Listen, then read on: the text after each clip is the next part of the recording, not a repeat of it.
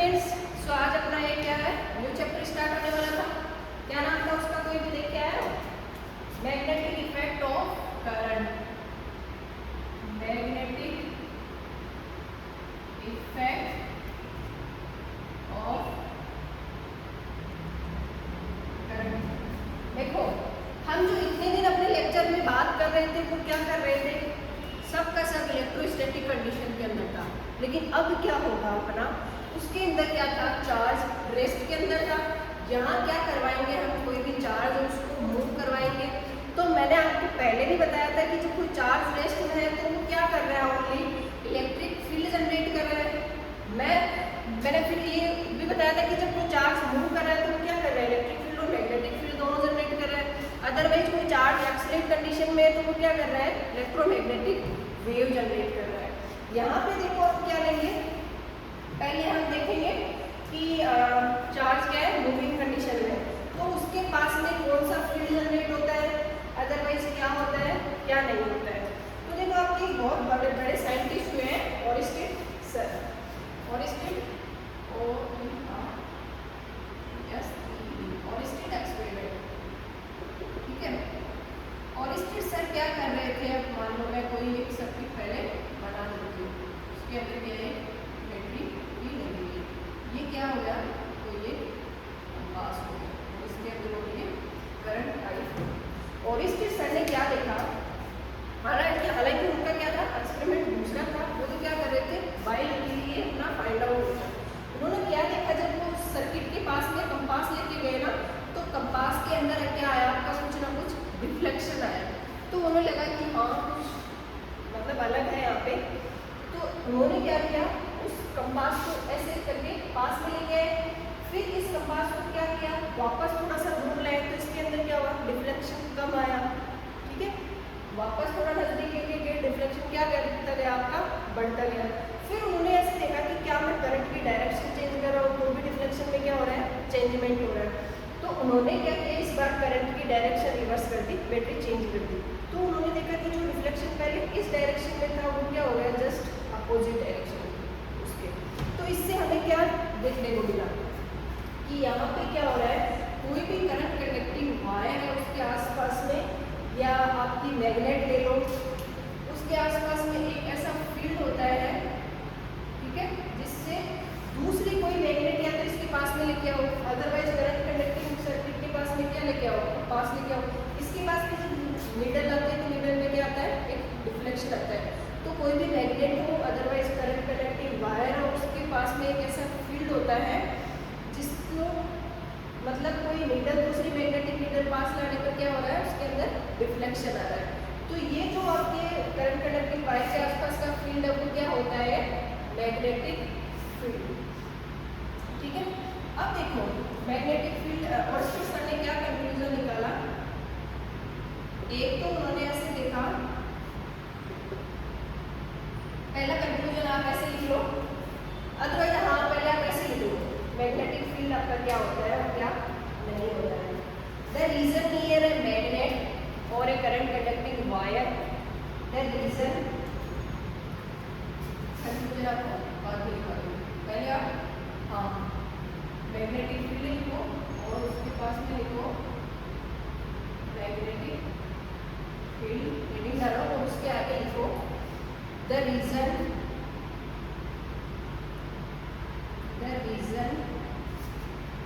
Near a magnet or current conducting wire where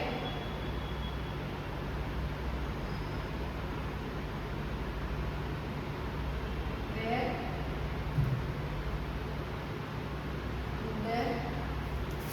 magnetic needle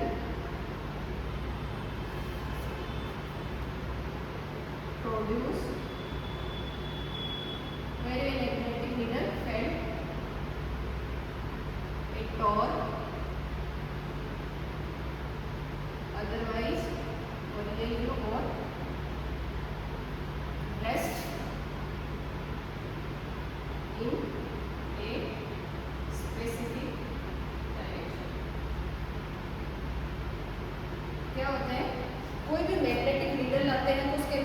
आता है, यानी कोई टॉर्क फील करती है, अदरवाइज क्या होती है, कोई किसी फिक्स कंडीशन में क्या होती है, स्टेबल हो जाती है। तो आप देख सकते हो the region near a magnet or a current conducting wire where the magnetic needle felt a torque और rest in a specific direction. ये क्या हो गया आपका मैग्नेटिक फील्ड। अब देखो ओरेस्टेड ने जो कंक्लूजन निकाले थे वो क्या थे, कंक्लूजन नंबर फर्स्ट, उन्होंने क्या लिखा कि जब वो आपकी मैग्नेटिक नीडल को ज़्यादा पास में ला रहे हैं तो इसमें क्या हो रहा है, डिफ्लेक्शन ज़्यादा आ रहा है, अदरवाइज क्या कर रहे हैं, करंट को इंक्रीज कर रहे हैं तो भी डिफ्लेक्शन ज़्यादा हो रहा है। और एक उन्होंने क्या देखा कि जब करंट की डायरेक्शन को रिवर्स कर रहे हैं तो डिफ्लेक्शन की डायरेक्शन क्या हो रही है, चेंज हो रही है, जस्ट उसके अपोजिट हो रही है। तो आप फर्स्ट वाला कंक्लूजन लिखेंगे और इसका कि the direction of the current is reversed। पहला क्या लिख लो, पहला क्या लिख लो, the direction of the current reverse when the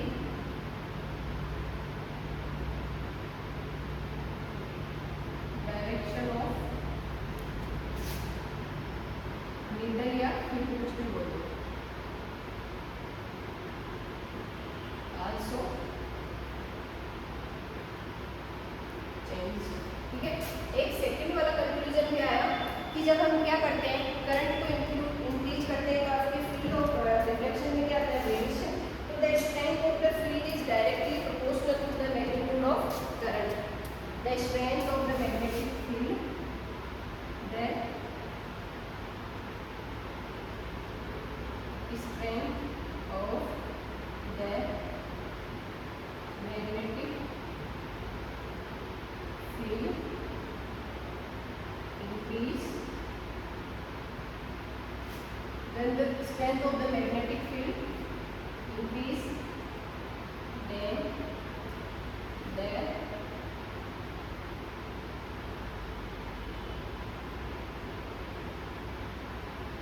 magnitude of current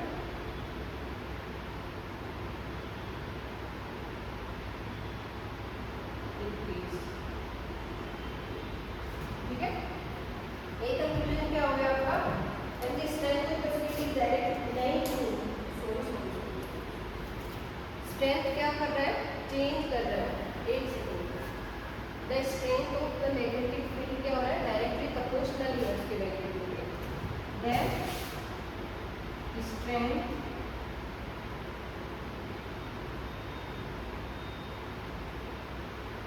of the magnetic field is directly proportional to the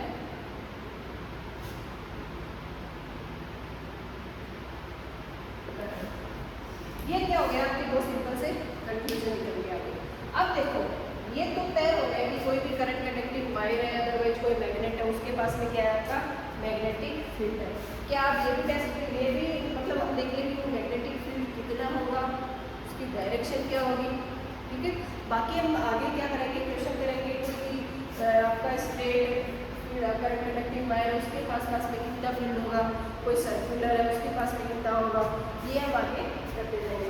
तो देखो आपके नेक्स्ट क्या है, बायोट एंड सावर्ट दो साइंटिस्ट हुए थे, उन्होंने क्या देखा कि कोई भी करंट कंडक्टिंग वायर है उसके आसपास में क्या है, मैग्नेटिक फील्ड है, बस उसकी इंटेंसिटी क्या होती है और वो कैसे वेरी करती है।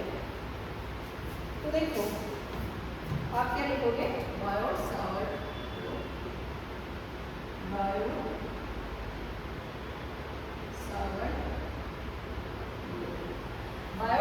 ने क्या बोला कि कोई भी आपका करंट कंडक्टिंग वायर है उससे मान लो r डिस्टेंस के ऊपर कोई हम पॉइंट चूज कर लेते हैं, वहाँ हमें मैग्नेटिक फील्ड की इंटेंसिटी चेक करनी है।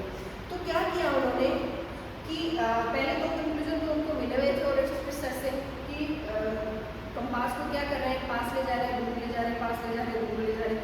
तो उसकी क्या हो रही है इंटेंसिटी के अंदर, मतलब वो डिफ्लेक्शन क्या हो रहा है, कम ज़्यादा हो रहा है। एक उन्होंने क्या देखा कि करंट की या तो डायरेक्शन रिवर्स कर दो या करंट की क्या बढ़ा दो, स्ट्रेंथ बढ़ा दो, तो डिफ्लेक्शन में क्या हो रहा है, चेंजमेंट हो रहा है।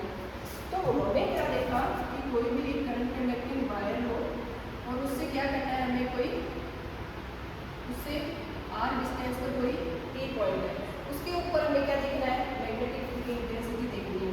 तो क्या देखोगे, पूरे के कारण तो मैग्नेटिक फील्ड की इंटेंसिटी एक साथ तो निकाल नहीं सकते, क्या लिखते हैं हम यहाँ पे छोटा सा एक लेंथ एलिमेंट को लिखते हैं, उसके कारण देख लेते हैं, फिर क्या करेंगे, इंटीग्रेट कर देंगे तो पूरा क्या हो जाएगा, हमें पूरे वायर के कारण पता चल जाएगा इसमें क्या हो रही है, आई करंट फ्लो हो रही है। तो उन्होंने पहले बोला कि जो आपकी मैग्नेटिक फील्ड है वो क्या है, directly proportional to the current. Current जितनी बढ़ाओगे इंटेंसिटी क्या होती जाएगी, बढ़ती जाएगी। एक उन्होंने क्या देखा कि आपकी जो है इंटेंसिटी वो क्या हो रही है, लेंथ एलिमेंट पर डिपेंड हो रही है। अब देखो यहाँ क्या हो रहा है, ये लेंथ एलिमेंट है और ये डिस्टेंस आर है, उसके बीच में एक एंगल बीटा ले लेते हैं। उन्होंने इसके भी क्या बताया, प्रोपोर्शनल बताया, तो प्रोपोर्शनल टू साइन थीटा, ठीक है। और एक क्या बोला कि anti proportional to r square, मतलब जितना दूर जाते जाएंगे उतनी क्या होती जाएगी, इंटेंसिटी कम होती जाएगी। मैंने इस एंगल के प्रोपोर्शनल जो भी लिया, मान लो मेरे पास में क्या है, ए कोस बी क्या होता है आपका, ए बी साइन थीटा। मुझे क्या करनी थी, ये वाली जो करंट है और ये आपका करंट का लेंथ एलिमेंट हो गया आई डी एल, ठीक है। और इससे क्या हो रहा था, ये भी आपकी एक डायरेक्शनल कंडीशन हो गई, तो I D L vector into cross are vector, उसकी क्या हो रहा है, एंगल के बीच में डायरेक्शन पर डिपेंड कर रहा है। तो मुझे क्या लेना है यहाँ पे एंगल, और उन्होंने भी क्या लिया एंगल, तो उसको क्या कर दिया गया, directly proportional to sine theta. देखो जैसे जैसे इस थीटा को कम करते जा रहे हैं, वायर के क्या हो रहे हैं, पास में आते जा रहे हैं, तो मतलब इंटेंसिटी बढ़ती जा रही है। इधर क्या हो रहा है, थोड़ा सा दूर जा रहे हैं तो क्या हो रही है, कम हो रही है, एंगल पे भी क्या होगी आपकी डिपेंड होगी। जो फाइनल आपका कंक्लूजन निकल के आया वो क्या था, D B proportional to I D L sine theta are square. मैं क्या करती हूँ, प्रोपोर्शनल साइन को हटाती हूँ, डी बी बराबर क्या हो जाएगा, A I D L sine theta are square. ये जो आपका प्रोपोर्शनल कांस्टेंट है वो क्या दिया उन्होंने, के बराबर म्यू नॉट अपॉन में 4 पाई, ठीक है। और इसकी वैल्यू क्या होती है, -10⁻⁷। ये क्या है आपकी म्यू नॉट जो है, क्या है, परमीएबिलिटी ऑफ फ्री स्पेस,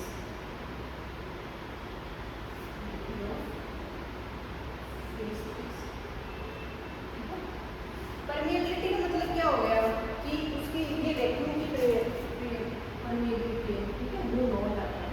यानी कि वैक्यूम के अंदर जब हम इस एक्सपेरिमेंट को करेंगे तो वैक्यूम कितनी परमिशन देखा इस वाले एक्सपेरिमेंट को कि ये वहाँ क्या हो जाए, आपका वैल्यू बन जाए, मतलब ये वैक्यूम की दी हुई परमिशन या इसमें बोल सकते हो आप परमिएबिलिटी ऑफ फ्री स्पेस। और इसकी वैल्यू क्या होगी, 10⁻⁷। अब देखो डी बी आपका क्या आया, के mu naught upon 4 pi I D L vector, इसको मैं ऐसे लिख सकती हूँ, आई डी एल वेक्टर का 4, ये भी क्या हो गया, ये स्केलर क्वांटिटी, ये क्या हो गया, साइन थीटा आर स्क्वायर। इसको भी क्या बोल सकती हूँ, मोड का वेक्टर का मोड का स्क्वायर। ये क्या हो गई आपकी स्केलर क्वांटिटी। इसको क्या बनाते हैं, चलो वेक्टर बनाते हैं, क्योंकि एक पर्टिकुलर क्या कर रहा है, डायरेक्शन के अंदर देख रहे हैं। तो देखो डी बी, मैं ऊपर नीचे क्या कर देती हूँ, इसको आर वेक्टर से मल्टीप्लाई कर देती हूँ, तो mu naught upon 4 pi I D L vector का mod cross are vector upon R vector का मोड का स्क्वायर, और ये भी क्या हो गया, आर वेक्टर का मॉड, ठीक है। ऊपर नीचे आर आर से मल्टीप्लाई किया है, कोई दिक्कत तो नहीं है। ये देखो ये क्या मैं ऐसे नहीं बोल सकती ए क्रॉस बी और इसके बीच में ये क्या हो गया एंगल थीटा है। ये आपका क्या हो गया ए, ये आपका क्या हो गया ए क्रॉस बी। इतने से जो आपके करंट के लेंथ एलिमेंट है उसके कारण इस डायरेक्शन में इंटेंसिटी को चेक कर रहे हैं। तो ये क्या हो गया ए क्रॉस बी, तो इसको क्या लिख दो आप u naught I B L cross are vector लिख दिया। और ये क्या हो गया आपका आर टू, ठीक है, यू नॉट अपॉन 4 पाई। वह वापस ए क्रॉस बी को हटाएंगे तो क्या लिख देंगे साइन थीटा। तो ये आपकी क्या आ गई इसकी वेक्टर कंडीशन आ गई। ओके, ये अपनी फाइनल इंटेंसिटी आ गई बायो सावर्ट लॉ से कि कोई भी करंट कंडक्टिंग वायर है उससे आर डिस्टेंस के ऊपर आपकी कितनी इंटेंसिटी होती है। अब इस वाले एग्जांपल से मैं क्या ये कर सकती हूँ कि ये तो वाला वायर था, मैंने कोई लेंथ एलिमेंट ले लिया इतना सा, मैं कोई एक इनफाइनाइट वायर ले लूँ, स्ट्रेट इनफाइनाइट वायर ले लूँ, उसके कारण चेक करें कितनी इंटेंसिटी होती है। तो आप हेडिंग करोगे magnetic field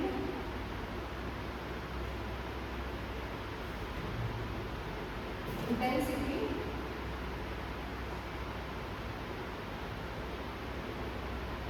due to an infinite straight wire. इसके कारण चेक करें, ये मालूम क्या हो गया आपका एक इनफाइनाइट करंट कंडक्टिंग वायर, मतलब फाइनाइट हो गया, एक बार करें फाइनाइट हो गया। ये क्या हो गया आपका एक करंट कंडक्टिंग वायर हो गया। इससे क्या करते हैं डी डिस्टेंस के ऊपर, ये क्या है डी डिस्टेंस के ऊपर क्या करते हैं हम फील्ड की इंटेंसिटी चेक करते हैं। और ये वाले मान लो दोनों एंगल क्या बना रहे हैं यहाँ पे फाई 1 और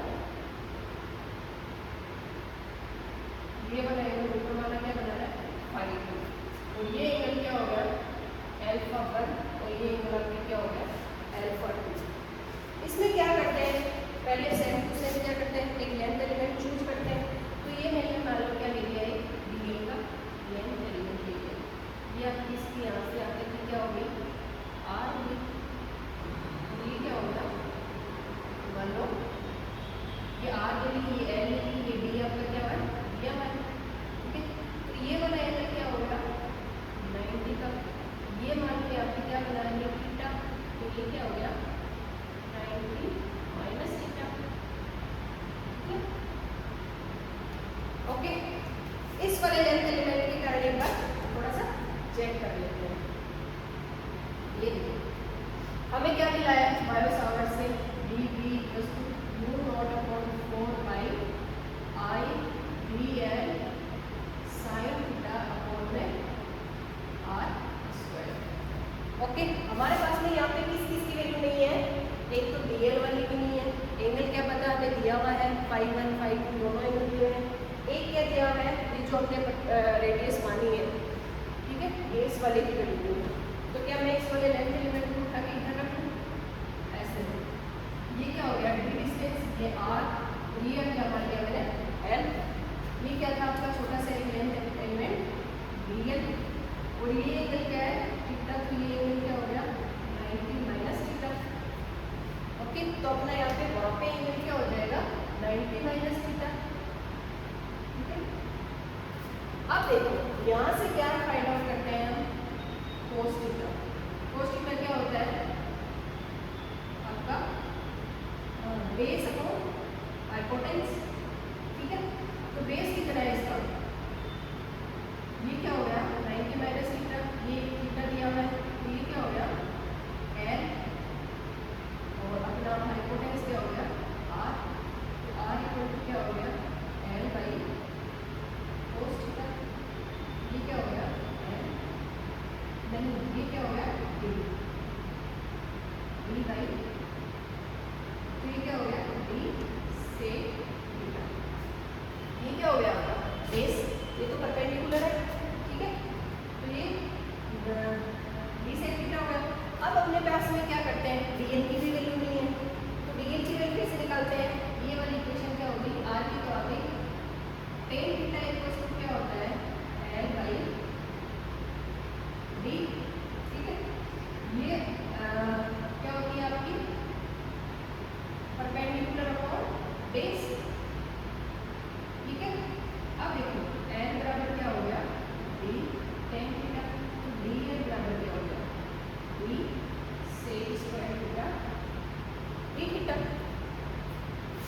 इंटीग्रेशन किया तो आ गया। अब सेम टू सेम क्या रखते हैं अपन, वहाँ पे इसकी वैल्यू करते हैं। ठीक है,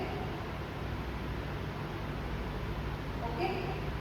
ऊपर देखो, इस वाले फॉर्मूले के अंदर वैल्यू पुट करो, b इक्वल टू क्या हो गया, देखो पहले हमें क्या किया गया, एक डीएल की वैल्यू मिली थी अपने पास में, और किसकी वैल्यू मिली थी अपने पास में, r की वैल्यू मिली थी 1 किलो।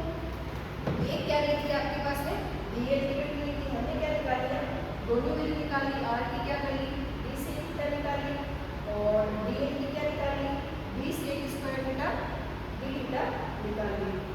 अब क्या करते हैं, डायरेक्ट पुट करते हैं,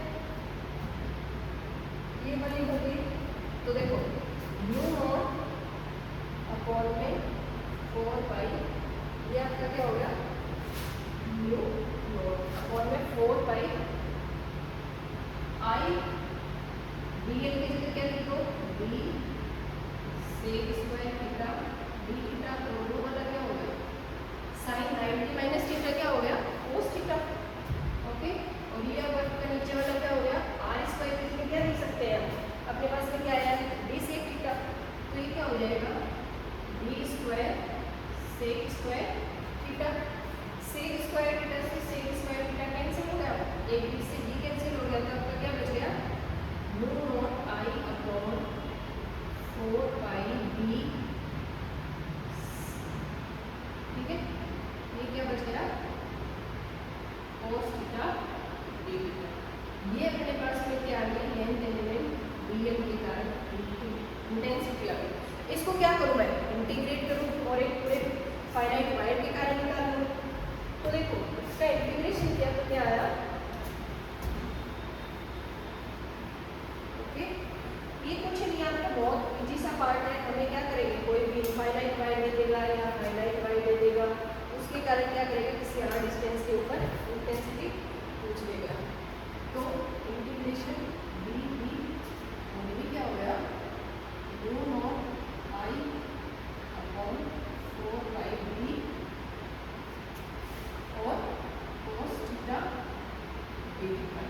नीचे वाले एंगल को क्या मान लूं मैं, φ1 माइनस φ1 ले लूं, ऊपर वाले को φ2 ले लूं, एक बेस पॉइंट एक बेस लाइन डिसाइड कर लूं, उसके नीचे वाला एंगल ले लूं माइनस φ1 और उसके ऊपर वाला ले लूं φ2 प्लस φ2, ये क्या हो जाएगा, माइनस φ1 से φ2 और ये वाला 0 से b2, तो ये क्या हो गया, mu naught I upon 4 pi d cos theta का क्या हो गया, साइन थीटा, और ये क्या हो गया, माइनस φ1 से φ2, तो mu naught I upon 4 pi d sine φ2 minus sine minus φ2। इसके अंदर जो माइनस होता है वो क्या आ जाता है, r आ जाता है, तो mu naught I upon 4 pi d sine φ2 plus sign φ1। ठीक है, ये वाली इंटेंसिटी आपकी कब आई है, जब हमें क्या हो, दो फाइनल एंगल्स बताओ, यानी ये वाले एंगल बताओ। मान लो ये वाले ना देके हमें α2 और α1 दे दे, तो देखो एक ट्रायंगल बनाओ ऊपर वाले का और एक क्या बनाओ नीचे वाले का, ठीक है, अलग अलग तरीका रखेंगे।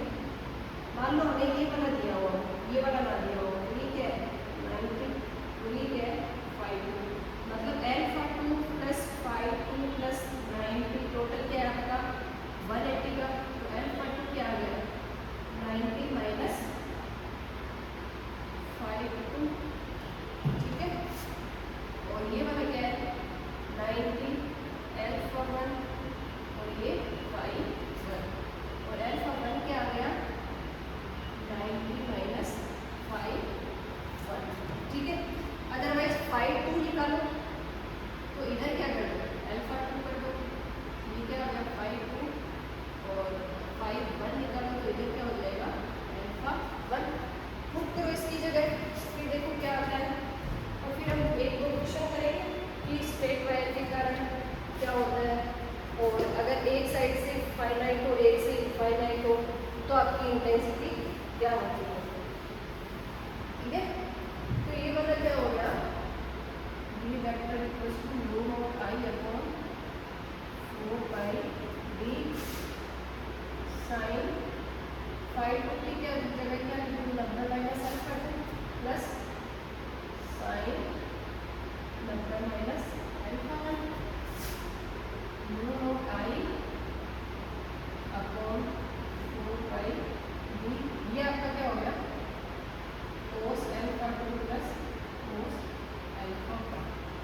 ये आपकी इंटेंसिटी आ गई अगर आपको अल्फा 1 और अल्फा 2 दिया हुआ। अब देखो इसकी 2-3 केसेस होते हैं। केस नंबर फर्स्ट आप क्या लिखोगे कि मान लो आपको ये वाई क्या दिया हुआ है, फाइनाइट। इनफाइनाइट वाई हो तो ये देखो इनफाइनाइट वाई, तो ये कोई पॉइंट है डी डिस्टेंस के ऊपर, इसकी इंटेंसिटी क्या होगी। अगर वाई इनफाइनाइट है, मान लो पहले ये क्या बना रहा है आपका एक एंगल फाई 1 बना रहा है, अब इसकी क्या होगी इनफाइनाइट होगी लेंथ, तो इधर जो एंगल बनाएगा वो क्या 90 डिग्री का हो गया। ठीक है, देखो ऐसे है उस पर एंगल बनाएगा तो क्या हो जाएगा 90 डिग्री।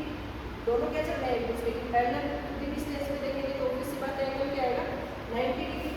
दोनों में क्या रखा साइन 90 और साइन 90। ठीक है, ये वाला एंगल क्या हो जाएगा, ठीक है साइन 90 क्या होता है आपका 1 mu naught I upon 4 pi D और साइन 90 प्लस साइन 90, ये क्या हो गया आपका 2 1 1, ये क्या आ गई mu naught upon I upon 2 पाई, ये अपने पास में क्या आ गई ये इनफाइनाइट वाई के कारण मैग्नेटिक फील्ड की इंटेंसिटी आ गई। अब देखो वायर को क्या करते हैं, एक साइड से इनफाइनाइट में लेते हैं और एक साइड से क्या करते हैं फाइनाइट में लेते हैं, कोई भी एक एंगल लेते हैं। केस नंबर क्या हो गया आपका सेकंड, एक एंगल क्या हो गया 90 और एक एंगल हमें क्या दिया है मालूम कोई 5 दिया हुआ है। ठीक है, तो इंटेंसिटी क्या होगी ये बराबर rho naught I upon 4 pi D sine theta plus A क्या हो गया साइन 90, तो ये क्या है आपके पास में rho naught I upon 4 pi D 1 plus sine theta. आपको एक थीटा एंगल दिया हुआ और एक साइड से इनफाइनाइट में इंटेंसिटी क्या हो जाएगी, आपको कैसे भी एंगल करके बना के दे सकते हैं। आप क्या करना एक इस वाले एंगल का ध्यान रखना, एक इसके अबव एंगल का ध्यान रखना, अगर ये दोनों ना दिए हुए तो ये वाले एंगल